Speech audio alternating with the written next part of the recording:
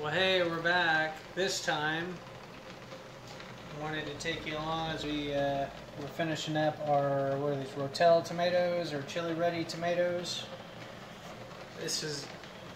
They're excellent.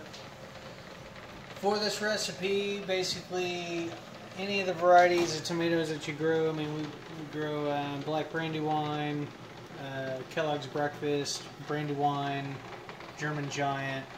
There's a super sauce tomato, I think some gypsy tomatoes.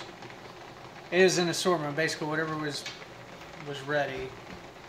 Took those tomatoes, we washed them, we prepped them to boil them in the water so we could peel them easier.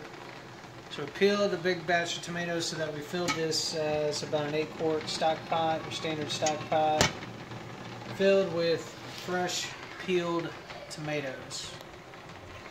And we diced them up. They like basically quartered them into quarter slices, or a whole tomato that's cut into eighths, but the whole tomatoes. Let's see here. Our spices, we've got kosher salt, coriander, black pepper, leaf oregano, which you could use fresh if you want. Got some chocolate peppers. These are my favorite, like kind of bell pepper, sweet peppers. Sweet chocolate, they're called. I think 2 of those, and we had 5 fresh jalapenos.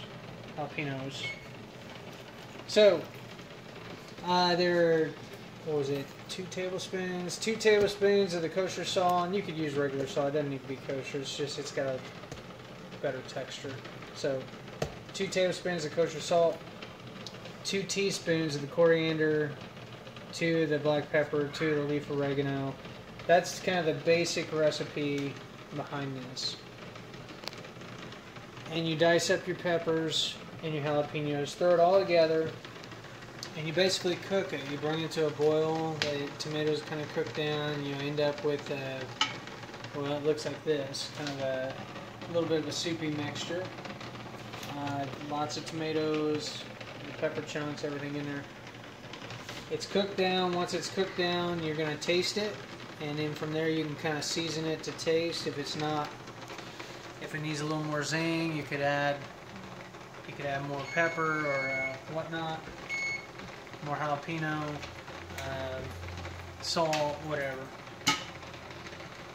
Then we put them in the jars. This 8-quart stock pot mixture, we ended up with 5 quarts of chili ready or homemade Rotel tomatoes. So this is going to be awesome for chilies.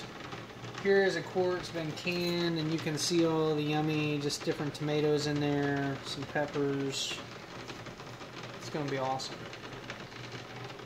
Again, you can customize this recipe, or you can add different things into it, but if you follow kind of what I've given you here, you're going to end up with a pretty good result. That's not too spicy, especially if you have kids, but it's kind of tangy. So, once again, if you have any questions, feel free to post. Until next time, happy gardening. I'll see you later. Bye.